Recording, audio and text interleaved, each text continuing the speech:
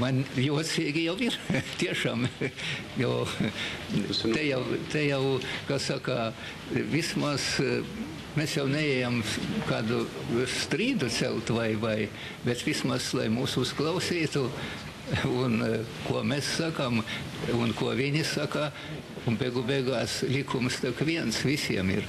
Sēdē Mozaīkai piedāvāts mainīt gājiena vietu no Vērmanas dārza uz 11. novembra krastmalu, taču tam biedrības pārstāvi nepiekrita. Grīnberga kungs saņēma ultimātu vakardien, un tāpēc arī viņš ir spiests šo komisiju sasaukt šodien, lai gan patiesībā nekādu tur juridisku pamatojumu nav. Un arī policija uzsvēra šajā sēdē, ka nekas jau nav mainījies radikāli attiecībā uz drošības apsvērumiem, kas būtu vienīgais iemesls, kāpēc varētu kaut ko mainīt.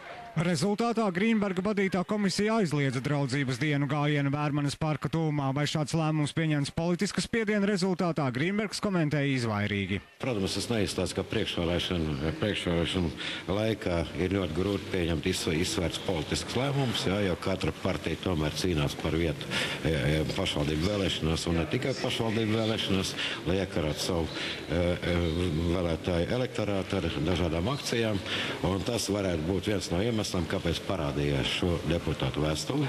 Biedrība Mozaīka aizliegumu jau apstrīdējusi tiesā. Ja arī tiesa aizliegs šo sestdienu paredzēto gājienu draudzības dienu pasākumus, tas neizjaukšot. Kādas aktivitātes minoritātēm padomā netiek atklāts. Guntis Meisters, Andris Pavlovskis, TV3 ziņas. Valsts akciju sabiedrība